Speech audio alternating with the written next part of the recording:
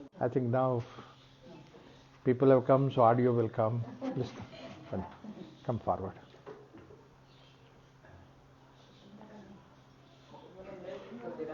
ಆದಷ್ಟು ಮುಂದೆ ಬಂದ್ಬಿಟ್ರೆ people come join later. They'll come at the back. Those who would like to have sofa, they can.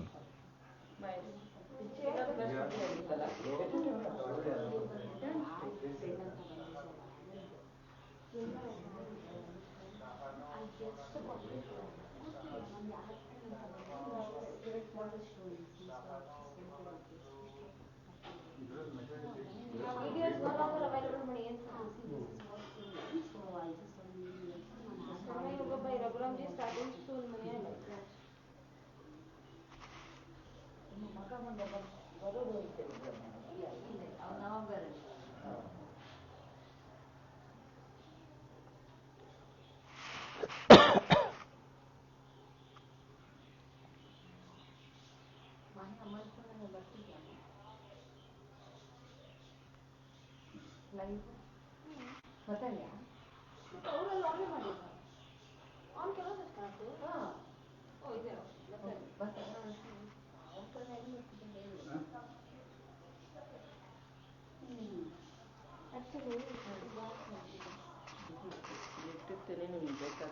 Yeah. ನೀನು ಇಲ್ಲೇ ಇರ್ತಿತ್ತಾನೆ.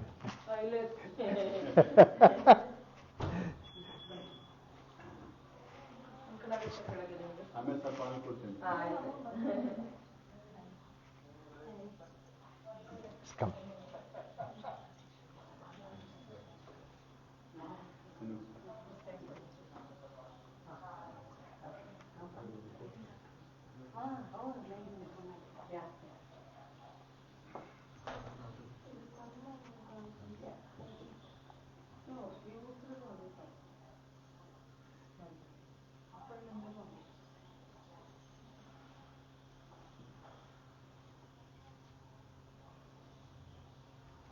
Karma Yoga starts soon after Bandhan.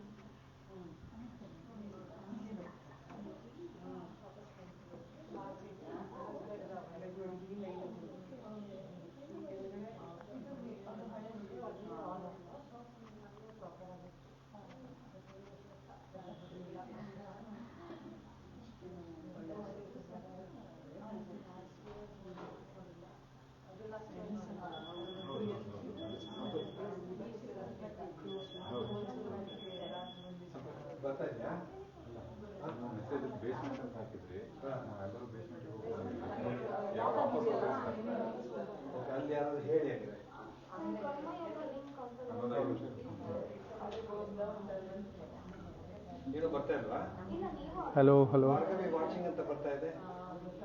Yeah.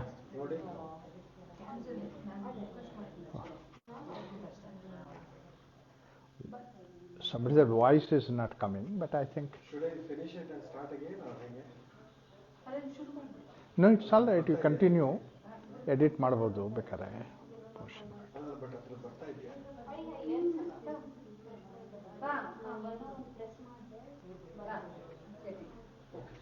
Okay, let's start.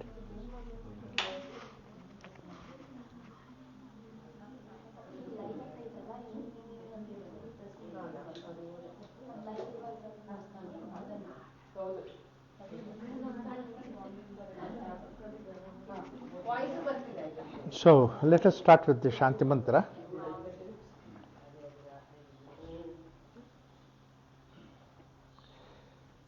Om Sahana Vavatu Sahanau Bhunaktu Sahaviryam Karavavahai Tejasvinavadhitamastu ma Vidvishavahai. Om Shanti Shanti Shanti.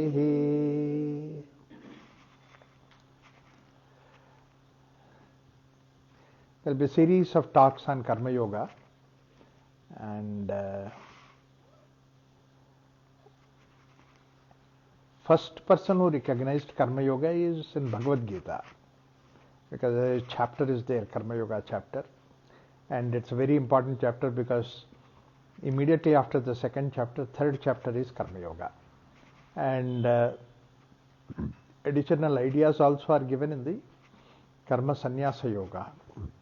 So, importance is given there. After that, Swami Vivekananda has given in his talk at the Parliament of World Religions, these are the four streams. He gave a reference to that of yoga called as each soul is potentially divine.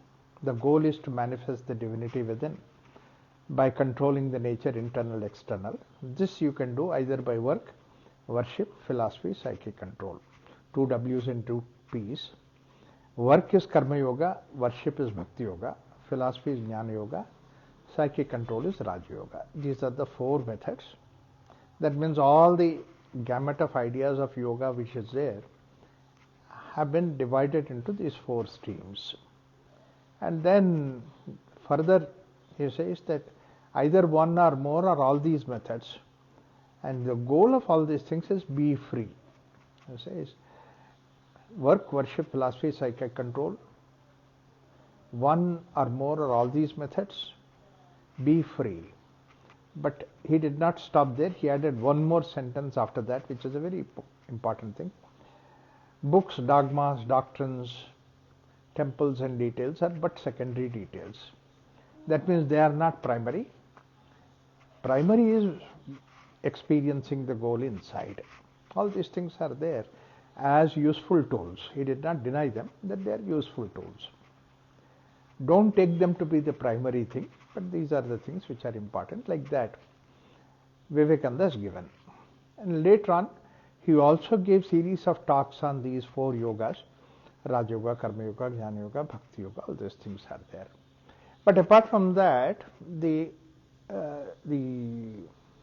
textbooks for the Raja Yoga generally you come across is the Patanjali Yoga Sutras. That is the text for Raja Yoga. Though he gives the overall picture of yoga, then he gives about Raja Yoga. Then the Bhakti Yoga, generally there are two texts. One is Narada Bhakti Sutra, and second one is the Chandilya Bhakti Sutra. And then there are Bhagavata and other Puranas support the Bhakti Yoga concepts that is there.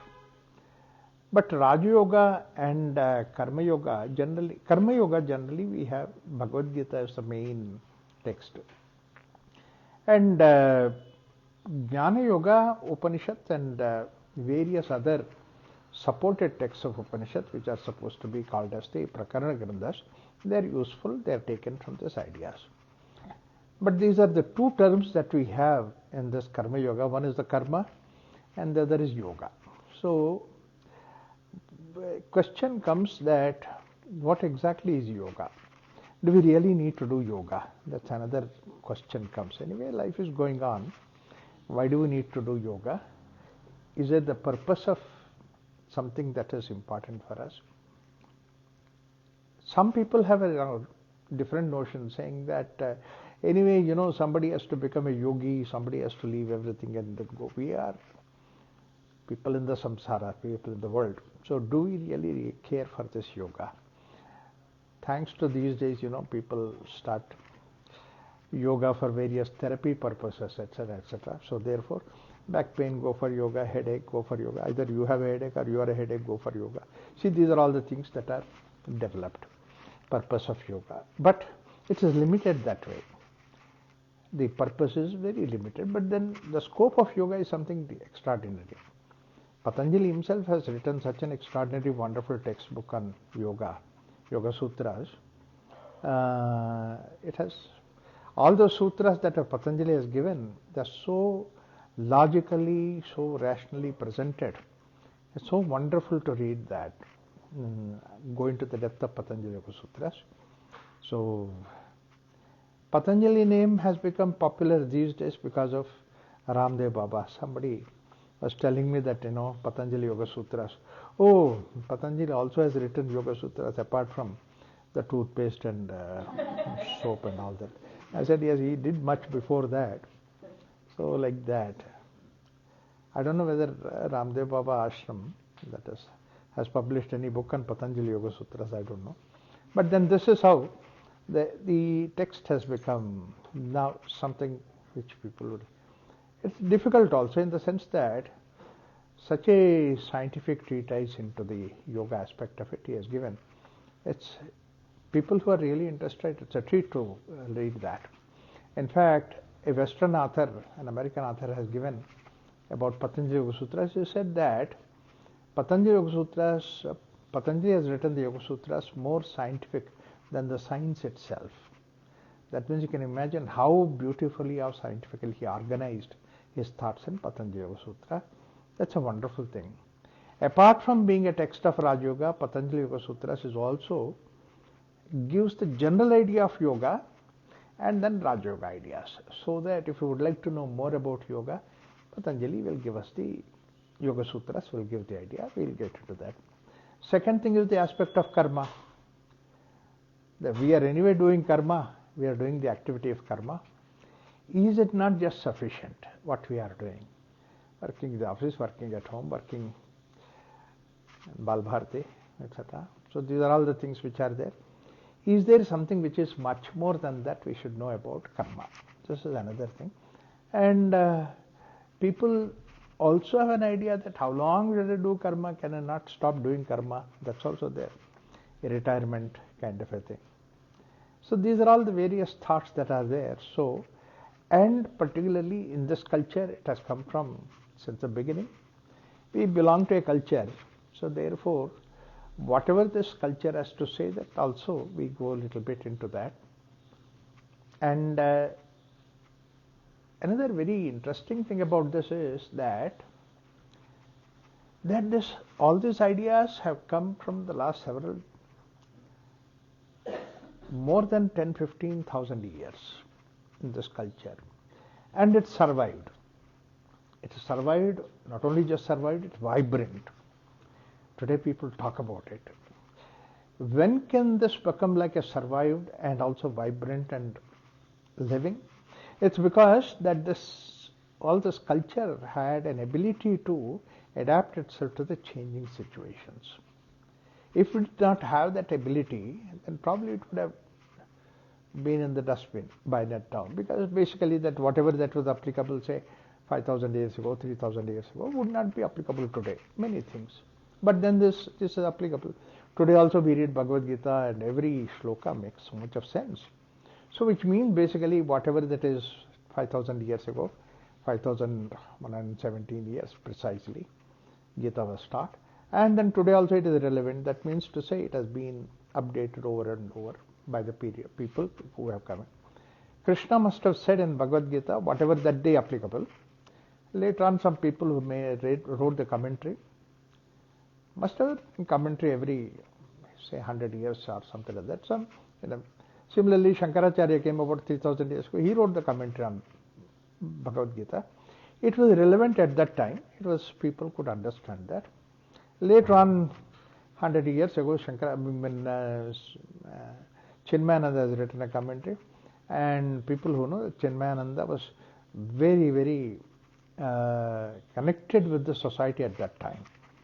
Thousands of people used to go to him and get the benefit out of it. That means to say, but then whatever Chinmaya written, it was say about now, we have to revise that according to the present day culture. So there are people who are giving the commentaries, and they are also very nice in various languages.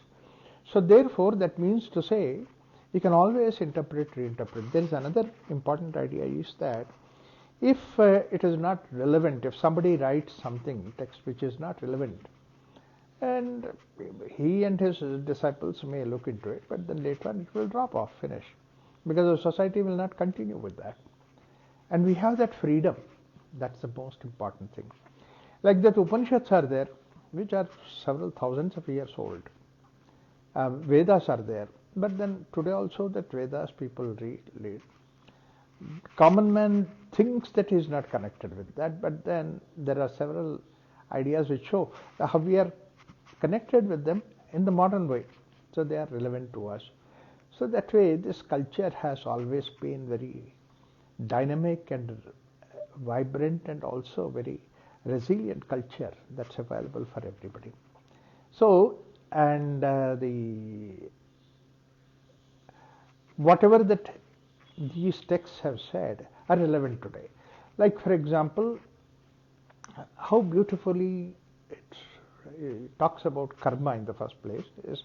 I'm not going to the detail, but very simple cursory idea that I give you. Krishna says in Bhagavad Gita, 5000 years, Nahi kaschit kshanamapi jato tishtati akarmakrit. Not even for a second you can be free from doing karma. Karma is going on. Nahi kaschit kshanamapi, not a second. Jato tishtati, you just say, akarmakrit, without doing karma. We have to do it. Karyate hevashat karma. Karma is going on. At least you are breathing continuously. Blood circulation is going on. Digestion is going on. So, and not only that we look at it, but the whole nature, when you look at it, the activity is going on. So therefore, activities seem to be the part of this nature. Therefore, karma becomes, and you are part of the nature, part of the creation. So therefore, that you are also actually bound by the karma. You cannot escape from that. But only thing is that you can make this karma a little different so that this karma becomes karma yoga. But then what is that karma yoga? In what way it becomes karma yoga? That's where Patanjali gives us the idea about the yoga. And this yoga has been there since creation. In fact, Bhagavad Gita is a text which talks about yoga also. That's why every chapter is a yoga. Karma sannyasa yoga, karma yoga, jnana yoga, bhakti yoga, like that. So every chapter is yoga, therefore basically there are different places where yoga has been talked about that. So while talking about this in Bhagavad Gita, it's a conversation between Arjuna and Krishna. Both of them seem to be like of the same age. And in the 5th chapter he explains about various things. Then Krishna seemed to be, when he said that, Arjuna seemed to have confused about the whole thing. He said, Baba, we both played together marbles and all that thing. We live together and we have the same guru. Sandipani is there and this is there. When did you learn all these things? He asked this. Then Krishna replies to him, it's not that I have learned it. I taught sun god before sun was born. I taught him. The idea is that it is not that person Krishna taught, but then that Krishna-ness, that is basically the divinity, has been there ever since the sun god is created. That means creation started. So these ideas of yoga has been there right from the creation. And they are there all the time, but over the parampara, he says, parampara praptam, it has come over that. But Patanjali has given the sutras of yoga. It's like the way that geometry has been there always since the creation, isn't it? The moment that there is a creation that is there, it follows the geometrical ideas. Only thing is Euclid came and gave the geometrical formula. Euclid did not create geometry. It has been there. A very simple idea is that, you join the 2 points by a minimum line, it should be a straight line. And this is what is the sutra Euclid has given. Euclid did not say anything which is very simple. Why this sutra is important? Why this way putting them in the sutra? So that what happens is an idea can be universally applicable. That's the idea of sutra.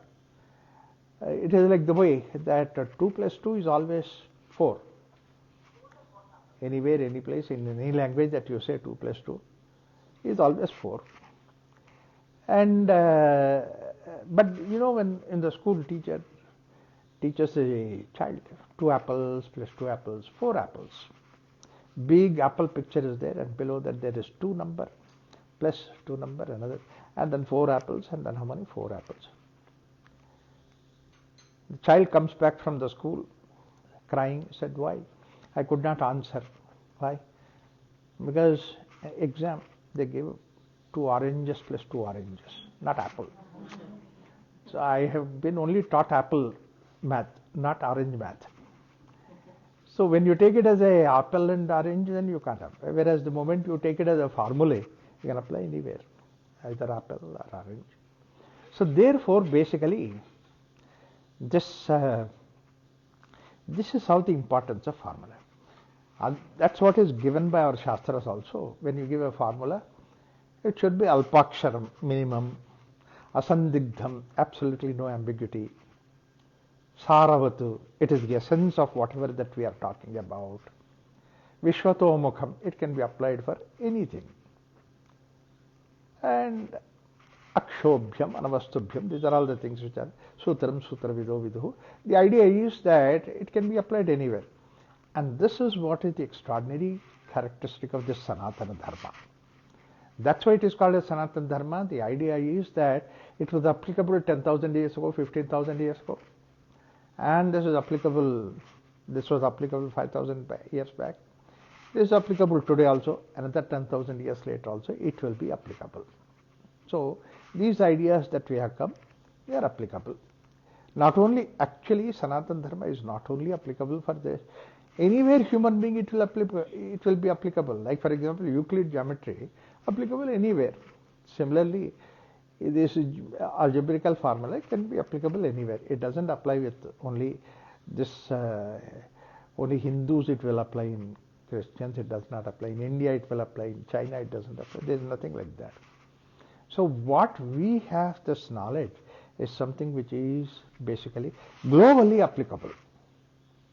Anything might change, but this dharma will not, this ideas will not change. So in that idea, what we get is this idea of yoga. As I said, that Patanjali has given the sutras, universally applicable. That means whatever Patanjali said will be applicable to anywhere, because mankind is there. How it can be applicable? That I'll just give a small little brief idea, but later on I'll go into the detail. The idea is this way. He said that anywhere, any place, the world is outside and you are there interacting with the world. On one side is the world, on the other side is you. And you are interacting with the world. Between you and the world, that you require some thread to interact. And there's a mechanism that is converted into them. The mechanism, simple thing is that the final point which goes into the world outside is your senses. What the world you see, what you hear and all, that's what is the information you get. So senses is the last point from you to the world, isn't it? And then it's anywhere in the world. It's the same thing, or any time. 20,000 years also it was the same. Today also it's the same. So, and these senses, they give different inputs, eyes, ears, etc., etc. And then there is a central junction box where all these things are processed. And the junction box is mind. Mind is immediately recognized, oh, this is a sound. And then the sound comes from this side, you turn around and see. So that you recognize a sound. So something fell down. Oh, from the kitchen the sound has come. So some vessel must have come down. Now, it's a junction boxes that mind. But mind also collects the information from inside, your memory. So therefore that mind is some junction. But then there is behind that, there are so many other things that are there. Like for example, your intellect is there to see, ego is there, and memory is there, because basically from the memory you take it. So therefore all these things are there. Behind all these things that you are there, these senses are called as Bahya Karana, and then mind, etc., is called as Antakarana. Behind that you are. So look at the way that between you and the object, so much of processing goes on. And then what Patanjali says is that very simple thing, that the world is outside, and the way that you interact with the world is called as vritti. And vritti is not there, you are in the Swarupa. So yoga is being in the Swarupa. That's why he says, vritti nirodha yoga. What happens? Tatha drashtuhu, that means an observer, swarupe avasthanam. You are in yourself. Okay? And when you say that all the vrittis have stopped, that you are in the Swarupa, in the sleep state. That's why when you are asleep, none of these things are there working. Your senses are not working, objective world is not there, nothing is there. You are sleeping. You are yours, but you are there. Am I there? Yes.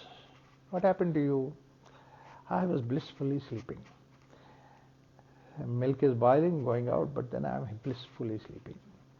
Suddenly you realize, oh, supposed to have been, I put the milk on the stove, what happened? You come and then recognize. So therefore, basically, when vritti is not there, you are in the self. And the self is a wonderful place. That's a blissful place. You know, the difference between the happiness and bliss is, happiness you call it when you are interacting with the object outside. I'm eating something, then I'm happy. I'm drinking something, I'm happy. Or I'm watching a movie, I'm happy. So there is a interaction. Whereas in sleep, no sensory organ is interacting, no objective world is there. You're blissful. And that you say, I enjoyed the sleep. Not only that you are bliss yourself, but nothing can add to you in the form of happiness. Nothing can add. Like for example, if you are enjoying the sleep blissfully, and you say that, okay, you love Rasagulla, mother says, prepares nice fresh Rasagulla, so let me also improve your happiness by giving you Rasagulla. She puts a piece of Rasagulla in your mouth, you say, shut up, stop this nonsense, don't disturb me. No, I'm not disturbing, I'm trying to help your happiness more. No happiness. I did all this kind of experiment, please experience only. Like for example, I had when my son was teenager, like every teenager boy, keeps his alarm, and the alarm rings and rings and rings and goes, finish. Now it's up to you to wake up. And then you call him, shout him, and then, beat him, nothing will happen, and shout. And I found a new technique by which I can wake him up. I played his choicest music in the Walkman, put the earphones around his ear. He said, Papa, don't disturb me. I said, no, I'm improving your happiness. I know no music can improve your happiness in the sleep. You are happy yourself. You see, when you are happy yourself, there is no way to improve anything. You are happy, that's all. No object can add happiness to you. So therefore, there is a reason for you to go back to your nature. Interaction is there, vritti is there, you interact with the world out. And then if it is not there, then you go back to the self. That's why we all need yoga. There's one more reason why we need to go back to our nature, called as yoga center. Is, vritti is also occupation, isn't it? In Sanskrit, vritti, same root, we have another word called as vrittam. Vrittam is a circle. Same center, you can draw any number of circles. Center is the same. But then different radii, different circles will be there. You are like the center, and the vritti that you do are like different circles. You are on one circle doing the work, and you chain that and go to the another circle to do the work. Like for example, one work that you do is that you are the mother for somebody, a mother's role that you are playing, that's a vritti. But then there is also another role that you need to play. You are an engineer, maybe that you are working for that somebody. And then again, another thing that you have to play the role because you have to take care of your parents, you are a daughter's role. So these are all the different vrittis that you play. And you will be honest for doing these vrittis when you have the same center. Every time you go back to the same center and then go to the vritti. If your center changed, that means to say, identified yourself with one vritti and then try to do the another vritti. Imagine that you are on one circle and then trying to do the work of another circle. You see that what kind of confusion that you create? It's like the way that the husband is a liar in the court, but then his husband at home But if he doesn't leave that circle and then come home, he will have to listen to the wife saying that keep your lyregiri in the court, not here at home. Be my husband. This is what happens to all of us. So therefore there is a reason to be pure in our activity. We need to get back to the center. We don't have to be holding on to that. It's not very difficult. It's like a simple mirror. Mirror, an object is there in front of the mirror. It reflects. And the moment that object goes, another object comes. It takes that object. Like for example, you are standing in front of the mirror. But then you go and then I come. Mirror says, no, that beautiful face, I would like to keep you. No, just leaves and then he loves me. That's all. The same way that we should have that. It's very beautifully said. Bhojaraja, when he was on the throne, he was Bhojaraja. When he comes down, Bhoja. It's not more Raja anymore. Yes? What is the center here, sir? What is this? What is the center here? Center is you. Center is I. The conscious. I have not yet said any of those things. See, the known terms I am using.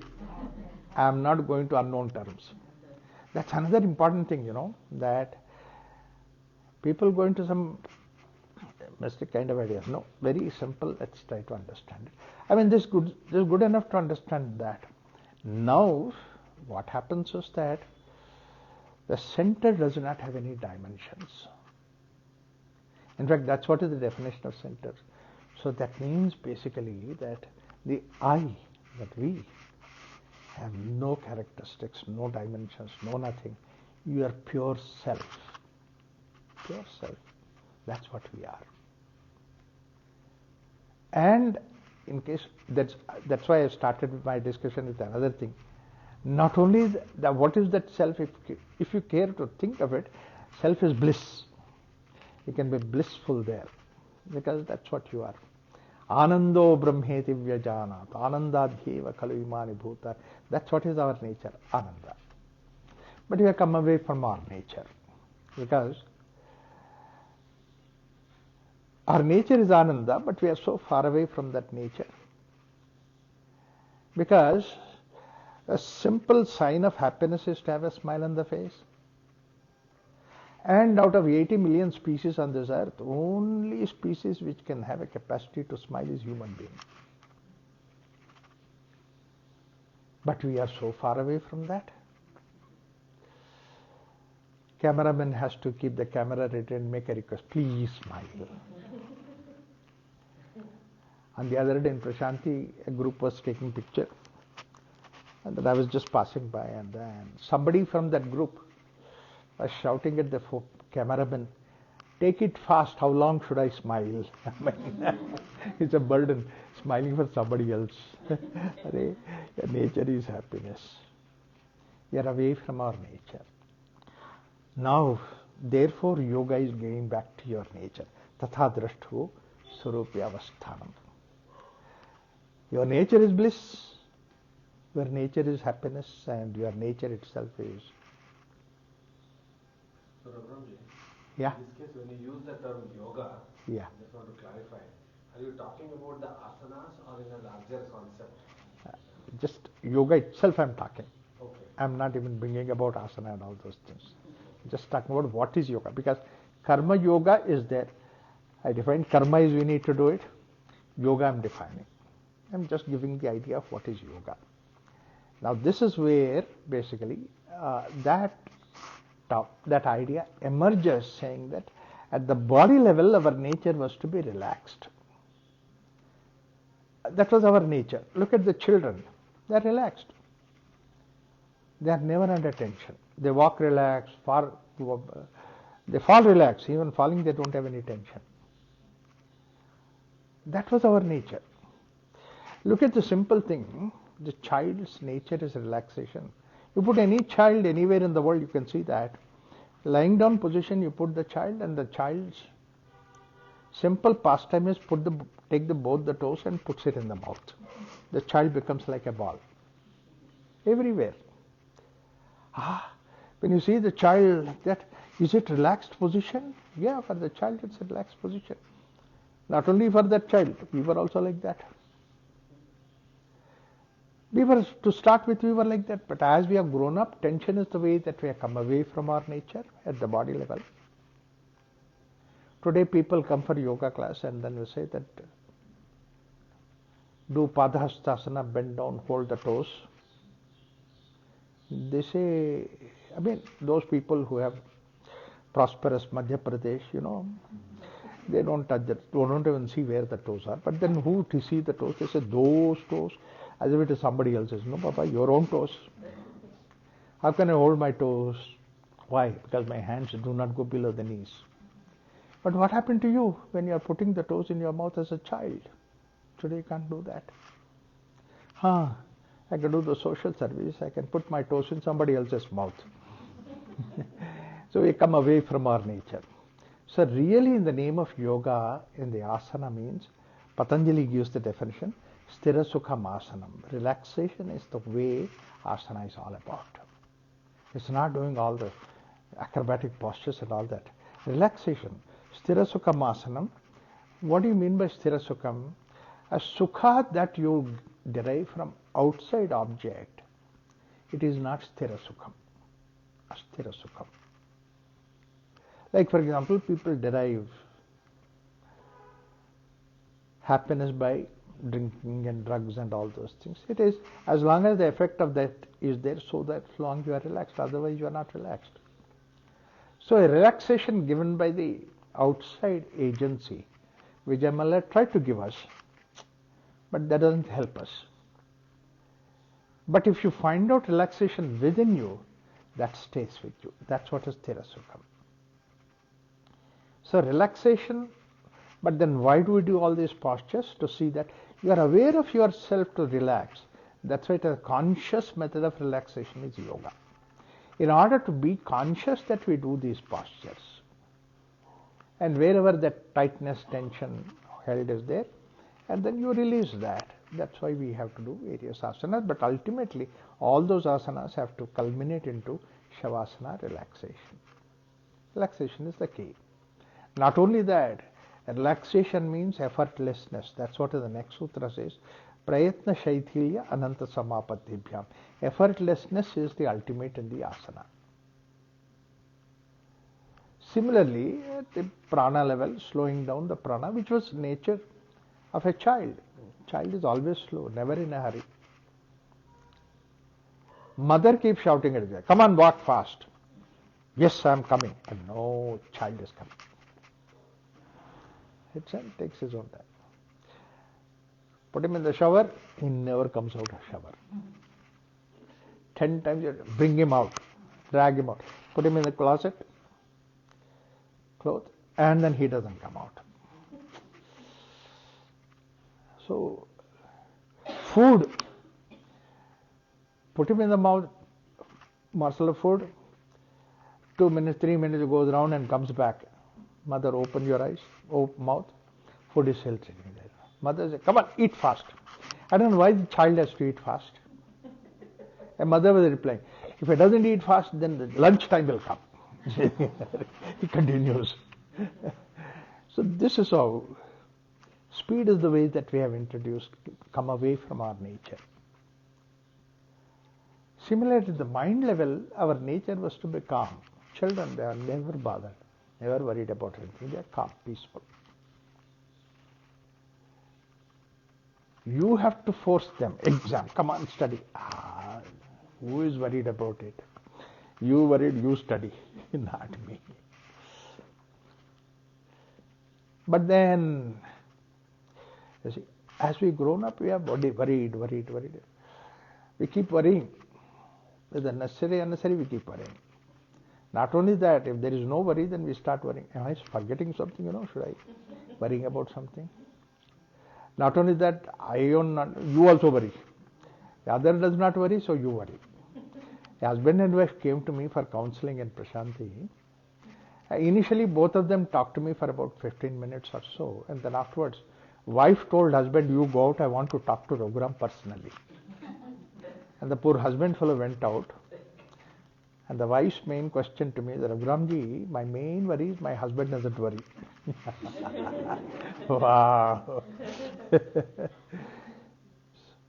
Worry is the way we come away from our nature. Similarly, at the intellect level, fixations, wrong notions, this is right, this is wrong, this is okay, this is not okay. How many we have created like that, which are not necessary? Every point that we created. Today is Monday, so you should not do it. Or Tuesday, you should not go for this. Monday, Tuesday, every day is the same. Sun for him doesn't matter. For moon doesn't matter. For we are worried about that. Yeah, fixations. It's okay, this is not okay. There is nothing like that. The fellow did not prepare well for the exam. Whole night he was watching some TV, something like that, or slept. He didn't do exam well. Comes back home dull-faced. Mother asks, what happened? I didn't do well. Why? Because a cat crossed my path. Therefore, my exam didn't go well. Imagine the cat doesn't have any idea that you are going for exam. Imagine a cat crossed your path, you failed exam, but you passed the path of the cat, What will happen to cat? Have you thought about it? Are you not more powerful than the cat? But then we don't look at all those things. So therefore, wrong notions. As a result of it, deep inside, at the bliss level, our nature was to be in harmony. Harmony is the nature of the whole. Harmony is there in the whole nature, and you are also part of the nature. If you think of the nature, look at the harmony. If you take a plant, roots in the soil, flowers in the foliage in the sky, they have such wonderful harmony. That harmony is the health of the plant. Roots do not know what's happening in the sky, and the flowers and foliage do not know where the sap is coming from, but there is such a wonderful harmony. That harmony is the health of the plant. You take an orange, bitter seed and the wonderful sweet fruit, born together, live together, grow together, fullness, but the seed will not disturb the fruit, fruit will not disturb the seed. They are in such wonderful harmony. That harmony is the nature of our bliss personality. We also belong to the nature, therefore that we had that harmony. Children have wonderful harmony that way. They eat food when they are hungry, otherwise they play with the food. However much you shout, doesn't matter. Harmony. And when they are tired, they sleep, where they don't even care for. They just go to sleep. Whereas we are tired, we can't sleep. I take a pill for sleeping. In fact, sometimes the nurses are very intelligent. They wake you up to give you pill, sleeping pill. We are so used to that. This harmony is our nature. As I said, health is our nature, harmony is our nature, happiness is our nature. This is what we are. But then we come away from that. Go back to that nature. At all these personality levels, getting back to our nature is what is yoga. But that was our nature. If that was our nature, then we lost it. Somewhere we missed it. If my nature was to be slow, relaxed, blissful and all that, why did we come out of it? You see the children, they are so blissful. Always think of the children and say, oh, I wish this child continues to be like that. Every mother says like that. Every parent think of that. But then no child stays there. In fact, your grandmother also thought you to be like that. But we have come out of it. Why did we come out of it? Simple reason is that though we are slow, relaxed, calm, peaceful, blissful, we did not know that was our nature. We are born with that. What you are born with, you don't know the value of it. Like the way a fish born in the water, lives in the water, doesn't know the value of the water. He knows the value of water only when he comes out of the water. We were there like that. So what we did not earn, we don't know the value of it. What you earn, you know the value of it. That's why they say wealthy parent children do not know the value of the money. Because they're born with the money. And then they shout at the children. Tomorrow when you start earning, then you will know the value of money. You don't know what is the value. Because we are not earned. Mullah Nasruddin was going in the forest. A robber stopped him, showed him a dagger, and said, "Take out all the money and jewelry. Otherwise, I take your life." Mullah said, "Don't touch my money and jewelry, they're hard earned. Take my life, I got it free of charge." What we get free of charge, we let it go. This is what happened to us. So therefore, conscious process of going back to our nature is what is yoga. And this, our nature itself is yoga, a conscious process of going back to our nature, and our nature itself is something which is useful. We are the center, so that we can function on several vrittis. And we are capable of doing it. Each one is capable of holding several vrittis, and then that karma, different karma involved. Roles to play. We can play the roles. But unfortunately, we get attached to those roles. That's our problem. So essentially, that we don't go back to our nature because of the attachment with the outside. So there are several ways to get back to our nature. It's not only our problem, Arjuna's problem was also the same thing. Arjuna says to Krishna, Chanchalam hi mana Krishna, mind is wandering around so badly. Chanchalam hi mana. Pramad, Balabadrudham, it's Pramadi, it is very effective, and also Balavat, very strong, Drudham. Tasyaham nigraham manye vayoreva dushkaram. It's more difficult to control the mind than the wind. Why he uses that analogy? For two reasons. One is, wind itself is you cannot see. Mind also you cannot see. So they can be compared. But wind at least you can build a wall to see that the wind will not come on this side. This side. But you cannot build any wall for the mind, because the moment you build a wall, mind starts thinking what is there on the other side happening. It's there on the other side. This is one aspect. Second thing is, wind also compares to our respiration. It's also going on all the time, day in and day out. When you are sleeping, when you are not sleeping, you are driving, anything, your respiration is going on. At least that you can hold it for a few seconds. I can say, come on, inhale, hold for about 10 seconds, 15 seconds, 15 count, 1, 2, 3, 4, 5, 6, 7, 8, 9, 10, 15. Okay, now you can breathe in. So that you can hold it for about 15 count, whereas mind you cannot even hold that way. Though it is also like the wind, like the respiration that's going on. Come on, let's all sit for meditation, close our eyes and say, don't think of donkey. Mind already gone to a donkey. You have never thought of donkey in your lifetime, but today you think of donkey. And then you start questioning, why did I think of donkey? I don't even know what donkey is like.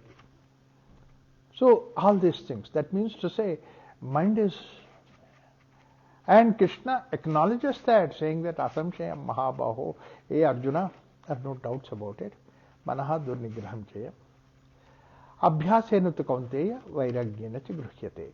There are two ways that you can control that. One is the method of abhyasa, other is vairagya. This is very important. First person who divided this methods of practice of yoga into these two categories. One category is abhyasa and the other category is vairagya. Abhyasa is a method of discipline. Vairagya is a method of non-attachment. Broadly, all the yoga practices that you can think, ideas that are there, can be divided into these two categories. One category is the method of disciplines, and the other is method of non-attachment. Now, discipline also has another very important significance, that is, we have a method of discipline as a part of our nature. Discipline is there in the nature. You are also part of the nature, you are the discipline. Like for example, you look at the nature, how much of discipline is there in the nature that birds get up exactly at the same time in the morning. That's why we have cuckoo clocks, imitating the cuckoo birds. Cows come back home exactly at the same time. That's why we have the concept of Goduli. They just don't miss that. You know, such a wonderful discipline is there in the birds that there are migratory birds which go from one end of the globe to the other end of the globe and then come back according to the season. They do it. Such a wonderful discipline. Everywhere there is discipline. Not only that, the discipline is also beautiful. Like for example, birds fly in the sky in a discipline, and that looks so beautiful in the sky. Ants go in one line in a discipline. Birds have discipline, ants have discipline, and discipline looks so beautiful. We are also part of the nature. Why can't we be disciplined? Because we also, children have that discipline. You know, children, they have such a wonderful discipline. Get up exactly at the same time every day. 7 o'clock they get up, 7 o'clock they get up. That's all. They go to bed at 8 o'clock, they go to bed at 8 o'clock. Unless until, you know, we disturb their discipline. Like, you know, the best way to discipline is on their birthday. My God, no child knows that's a birthday. Show me one child who knows that it is a birthday. It's parents. And the child's birthday. You see, child birthday, you want child to enjoy? And get some 3-4 children in the colony and then bring them, that's fine. And that too, 5 o'clock, 6 o'clock, they play with them, give them some idea and then leave them. No. And a big go. All the big balloons all over the room and every place and all that. And that they hire a room specially for, they hire a, you know, what is that? Halls, convention halls for that. Invite the whole village, whole town, whole city. Millions of people have to come. And you know, sometimes they invite people like us also. We are busy somewhere here and there giving talks. By the time we come, it is 9 o'clock. Child's birthday, you finished by 8 o'clock. 8 o'clock, child goes to sleep. Finish. End of the day. But you know, these great people, they come at 10 o'clock, 9 o'clock.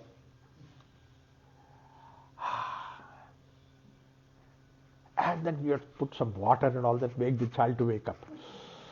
Irritated, gets up. And say, don't cry. Arey? There are all sorts of things, and then say, don't cry. And as if this is not sufficient, they bring some fresh clothes. They have all the starch, etc., etc. And that cloth is more like a torture than any new cloth for the child. And then I want to see the child in the cloth that I brought. The dress. My God. Child will be thinking, you know, next life I'll take care of you. No. All that. And that day, next day, because all this happened, child sleeps comfortably for next couple of 3-4 hours extra. And then gets over that. Harmony is the part of the chain. It's very simple. They have that discipline. Monday, Tuesday, Wednesday, Thursday, any day, get up. We also, Monday, Tuesday, Wednesday, get up at 6 o'clock, 5 o'clock, and then all those work, you know, because office work, this work, that work. Saturday, Sunday comes, don't get up.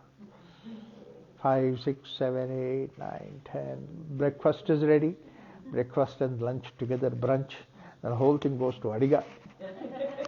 Why? Because it's a weekend. Sun doesn't have a weekend, and moon doesn't have any weekend. No planet has any weekend. Only you have weekend. That's why Swami Chinmanda used to say that it is not a weekend, it is your weekend. You know, that's what it is. A culture where there is a discipline, the culture is strong in their psychology. Psychologists say. A culture where there is no discipline, they have a lot of psychological aberrations. Ours is a culture which is always given this discipline. Discipline is a strength. Look at the way people going in these all different directions in city market looks like crowd. Same people, you put them in rank and file and make them march in front of Red Fort, strength of the nation. Discipline is a strength. Similarly, within you also, that if you have discipline, means to say that how much it's strong, how much strength that it gives you, psychological strength. But then there are two ways. One is discipline is thrusted from outside, another is discipline coming from within. Military is where the discipline is imposed from outside. Yoga is where the discipline comes from within. When the discipline comes from within, it's like a caterpillar becoming a butterfly. When the discipline comes from within, it's like a bud becoming a flower and a fruit, spreading its fragrance, spreading its nice, wonderful thing, inviting people. When the discipline is coming from within, this is what is the growth process. So this is what is yoga, where the discipline comes from within. Discipline means step by step you can really follow the idea. On the other side, there is another technique called as the Vairagya. Vairagya, people define it, people misunderstand as giving up everything. It's not giving up. In fact, the very word meaning is Vitaraga iti Vairagya. Raga leaving you. Raga means that your attachment leaving you. You're not attached anymore. In what way that the attachment leaves you? It's a beautiful way that it is said, that a raw fruit, you try to pluck it from the plant, tree, the tree gets disturbed, the fruit gets disturbed, all that. Whereas the same fruit ripens, you touch it, the fruit comes out. The tree is not holding anymore. The root is also not holding, the fruit is also not holding the tree anymore. This fruiting is something which is very important. That means to say, when it becomes raw fruit, it is there, doesn't have color, doesn't have taste, doesn't have anything. Whereas the moment it becomes fruit, it has a beautiful color, wonderful taste. It invites everything. You are attracted. So this is what is basically ripening. You maturing yourself is the ripening. Look at the way, it's also discipline, and this thing, Vairagya is there. Like for example, you keep your foot on a steps, very stable, nice, wonderful, good step. But then you go to the next step where it's a stable, it's something like that. Particularly in the temples, when you go, the steps are very irregular, that you provide a step which is stable. Once you provide that foot on the stable step, don't you leave this behind? You leave it. Then don't say that, look, that step I have taken so care and that kept my foot there. I don't want to leave it. Then you cannot go anywhere. You have to leave it. Child also grows. The growing process is leaving. Like for example, when the child is small, that he would play with all the beach, collects all the pebbles, puts it in his pocket. Mother says, why are you putting all this dirt in your pocket? What is dirt? Nice, wonderful pebbles. You can't see it. But then for him it is wonderful. Everything is wonderful, and then mother also leaves it. Okay, all right. But on salutations. It is specific practice. Similarly, you are doing some asanas, this posture, that posture, Bhujangasana, Dhanurasana, Vakrasana, this asana. All these things are specific postures. So this is specific practices, what is called as one way, called as Raja Yoga, where you are the master and you do these postures. There is some reason why we have to do those postures and all that, that is there. But then there is also in general activity, can I bring in the discipline? That's what is Karma Yoga. Karma Yoga is not doing specific postures at all, but bringing in a discipline, the normal day-to-day activity, what we are supposed to do 24 hours, that's what is Karma Yoga. So therefore, Karma Yoga has a role to play, because specific practices you can do for an hour a day, maybe 2 hours a day, not more than that. Half an hour pranayama, 1 hour asanas, and half an hour meditation, something like that you. But the rest of the time, that you are doing various other activities. How to bring about the discipline in the other activities so that your blissful state continues. The idea is to see that, go back to your nature called blissful state. That's what is Karma Yoga. I attended one of the yoga conferences long time ago, and for that yoga conference, big yogis came to present their ideas. I was in the audience. When I say big yogi, it does not mean that in the size is big. Big yogi means basically the number of his students, disciple, chela in the audience is big. So that whenever he says a statement, there is a louder clap you can hear. Because the number of people are there. His chelas, everybody claps. So there's one big yogi came onto the stage and then he said, I practice 17 hours of yoga every day. Wow, there is a huge loud clap. People were really impressed. Because we find it difficult to do 2 hours of yoga, every day. If anybody, I say that do 1 hour of yoga, immediately that person says, let's change the topic, Usually, when I'm traveling abroad, when I coming back to India, some Indians are sitting in the same lounge where I'm sitting because coming to Bangalore. Oh, you are from India. First thing the question is, are you a software engineer? I said, please, I'm not that. What do you do? Oh, yoga. Oh, really, yoga? Yeah, very nice. Can you suggest me, some yoga because, I have some headache, I have this, I have that, stomach upset problems. I said, 1 hour that you do yoga like this, immediately will say, let us change the topic. Here it is like that. 1 hour yoga, it is difficult. Whereas somebody is doing 17 hours of yoga, wow, it's very impressive. Everybody clapped, impressed. But I was not impressed because if somebody is doing 17 hours of yoga, naturally he doesn't have any family to take care of it. He doesn't have any children to go around, swimming class, this class, that class. And he doesn't go to any government offices to, get the permits and all that done. He doesn't have to any of those. And he doesn't have to go for paying the taxes, this and that. And if you don't do all those things, you don't have to do yoga. You're anyway blissful. Somebody running the family, doing all these things, and then being in the war field, that's what Krishna suggested Arjuna. And then if you are able to maintain your peaceful state of mind, wow, that's what is credible. So essentially it is not running away from the work, but how can you make the work itself is something like a yoga. That's what is karma yoga. Jnana yoga, non-attachment. You can use two important tools that we have. One tool is your intellect. You question anything. Question why somebody has to disturb something. You see that often you find that there is no answer for that. I'm unnecessarily getting disturbed for no reason. You laugh at it. So use your intellect to see that how you can peace of mind is maintained. That's what is Jnana Yoga.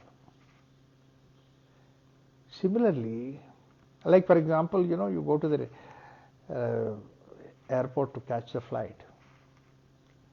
Sometimes the airports are funny, airlines. Say on time, and finally on time comes. The plane is delayed by 1 hour. Finish. Now you feel miserable. Question yourself, why are you miserable? 1 hour you're waiting in the airport, nice lounge. What does it happen to you? But you are restless. You simply question it. Don't have to be restless. You can be peaceful. All that what make a phone call. I'm coming 1 hour late. That's it. Just yesterday's story. My son was coming from Cuttack to Bhubaneswar.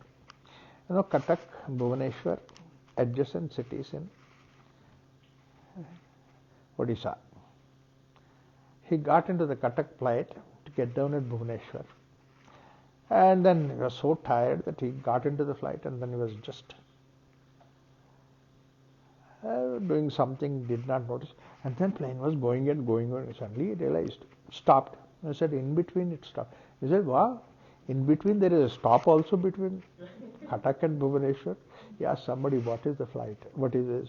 He said, Bangalore. He came to Bangalore and back to Bhubaneswar. He said, wow, Papa, this is the first time I heard. Cuttack to Bhubaneswar, Bangalore is in between.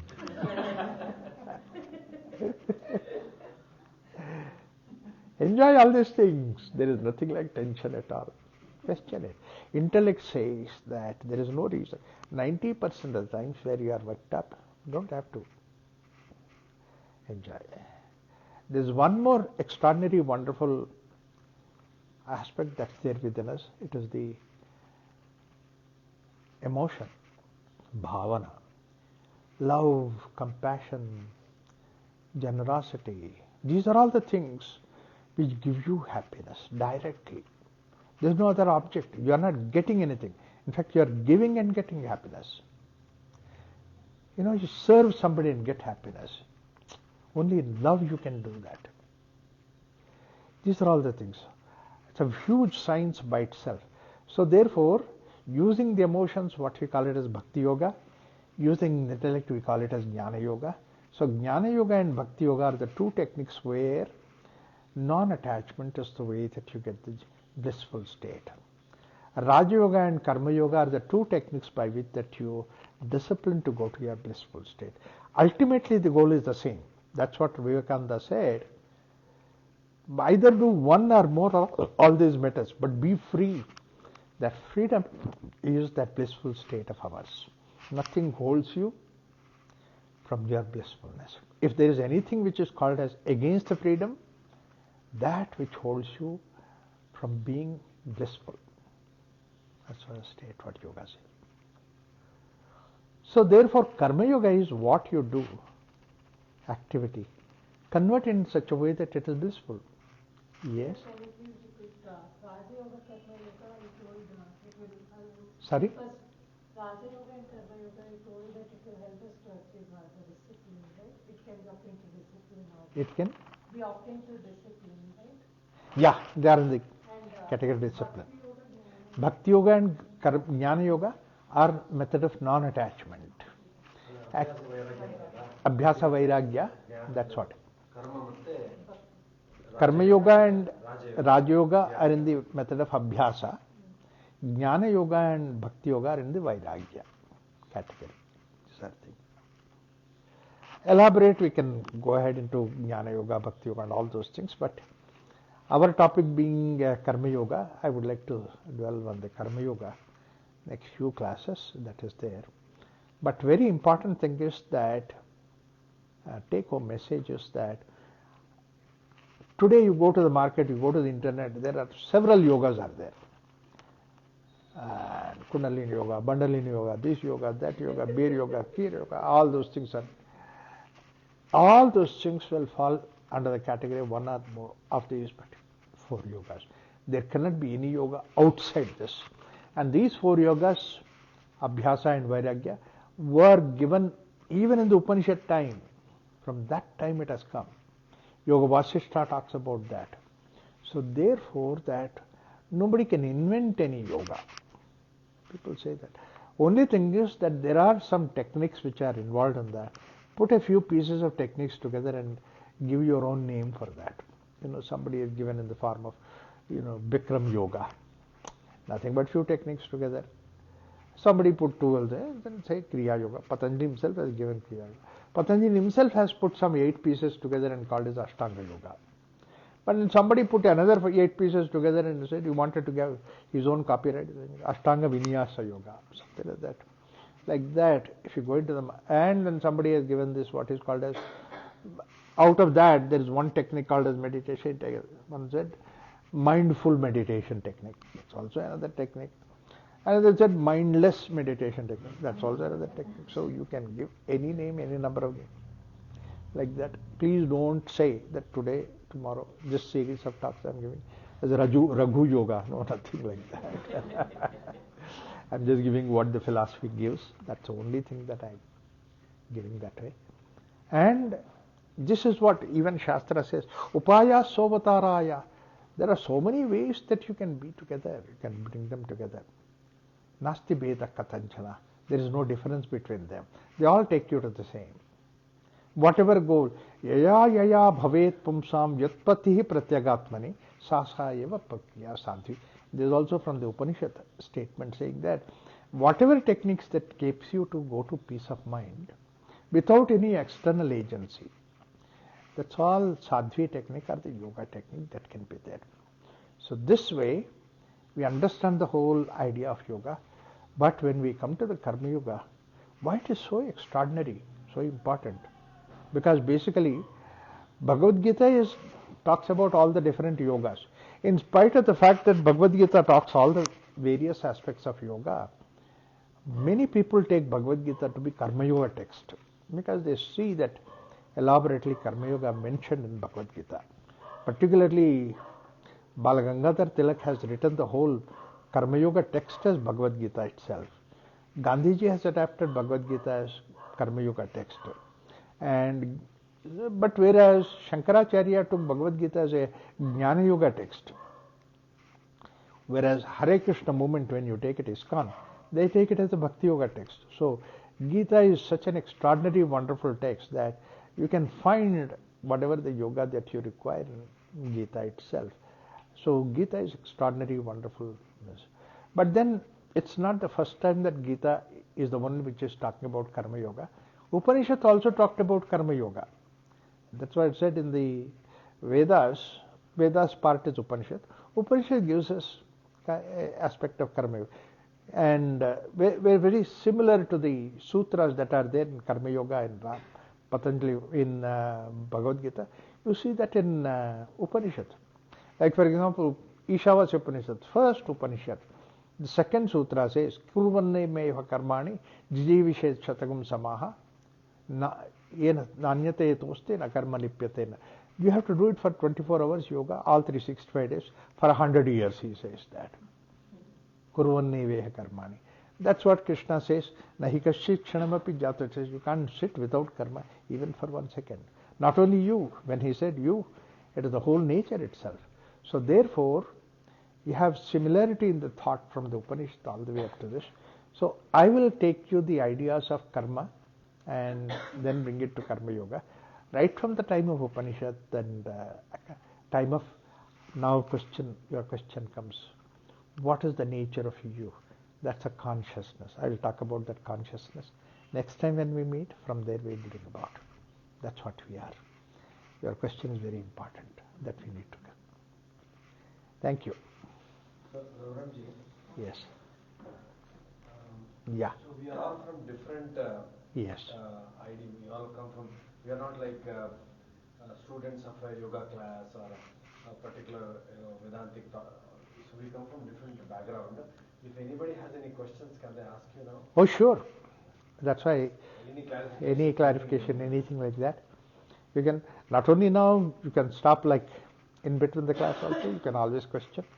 And if the answer is coming in the few sentences later, a few ideas later, I will also say that it is there. But it doesn't disturb me. Raghuramji, Kannada ಬರುತ್ತೆ, Telugu ಬರುತ್ತೆ, Ah. Hindi ಬರುತ್ತೆ. Any of you can ask. Anybody, any language you can talk. You I just- have one There are a lot of question. people on Facebook live also listening. Yeah. So he can answer Yes. in English so that everybody can understand. Right. I have one question, Raghuramji. Ah. Maybe this answer might come in the next Yeah, yeah, session, that- but I will ask my Yeah, yeah. question. So it is about coming back to the center and having different circle. Like with my perspective, I'm a mother. I'm sitting Yes. here. My children are there at home. But even though I'm enjoying and blissfully listening to what is going on here, Yeah. there is some space occupied here or here, I don't know where, there also. Yeah. So is it the norm, or there is something else I have to do to keep these two things separate? Yeah. One should not interfere with the other, as long as that it is peacefully working. Okay.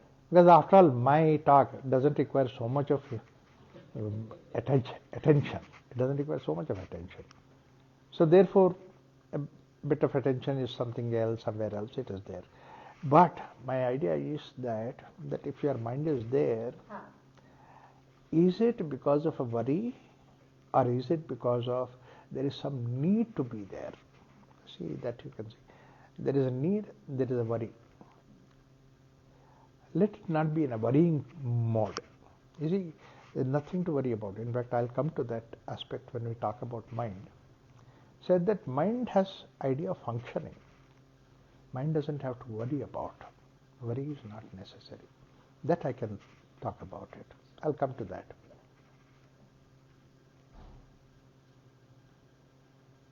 Are you going to cover overdoing also, Raghuramji?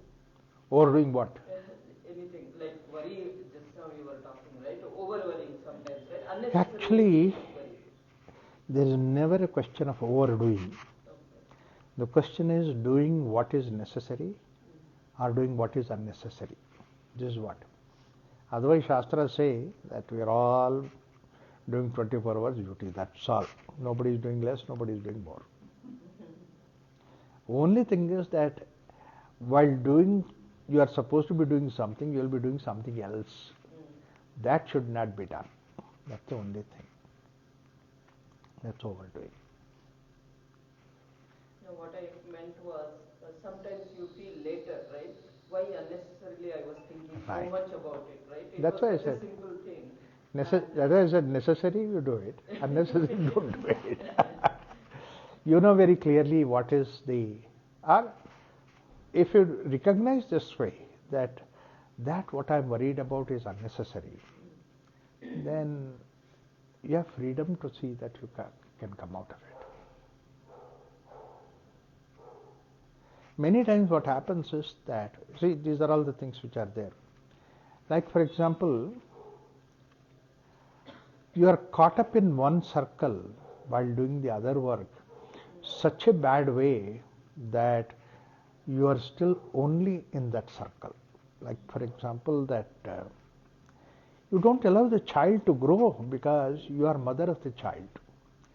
The child says that I'm wonderful, I'm safe, I'm going ahead, I'm doing my work. Why are you worried? You see, there are several reasons in that. One thing is that the world that you are familiar with is different from the world the child knows about it. You do not know what about the child's world. You are not looking at that. So therefore, basically, that we need to be very clear about this. My father's world, even if my father is around, or my father's age, he is brought up in a different world. I'm in a different world. But my child is in a different world. We should recognize these different worlds altogether. So that's what is very important.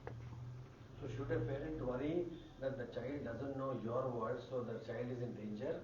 Or you should let the child take its decisions? Child's world is more important than your world. Child is in today's world. The future is in the hands of child, not you. Your world is already gone over. Can we educate them by what a generation you told father, ourselves, and then child? Educate them like one time I told, like how we are seeing you growing. In the same way, we are also growing, and our parents are also growing. So in that way, they will get to know, like even they will be in that stage sometime, and they get to speak with us about, or otherwise take it what we say in the right way. The last sentence that you said, that's a problem.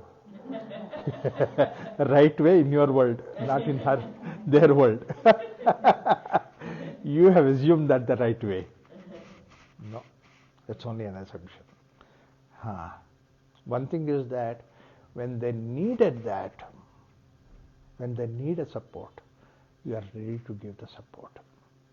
When they need a support, that you get it. And actually, there's another thing is that, you see, it is very beautifully said. Children until about, there's a little different topic, but I'll take about the 14, 15 years. They are your children. Now they are going into a world with all senses opened up. It's belonged to their world. So at that point of time, they are more like your friends than your children. But there is one very important point about that. It is, child is God-given relationship. Friend is a choice. So did you prepare yourself in the last 13 years to be a child's friend. 13 years of investment time is God has given you. So that, have you earned the friendship of the child? That's very important. If you have earned the friendship of the child knows that what is the treasure that you have. They get benefited by that. Otherwise, they don't come to you. Whatever you might want to say, somebody else might say, but then they might take it from them, not you. In fact, many times we think that, same truth I told, you did not listen to me, but that fellow says you take it, huh? And I tell you that you don't do it. But when Shalini says, you do it. What's wrong about it? Shalini is my best friend. What can I do? That's what it is. We're giving an example. Earn the friendship. Friendship is the most important thing of all the emotions that are there. Sneha, the most valuable thing. You just imagine, between the boss and the subordinate, if the sneha is not there, torture. The parents and children, there is no sneha, it doesn't work. Husband and wife sneha is not there, it's no more a house. House never becomes home. That's what it is. Sneha is the most important thing.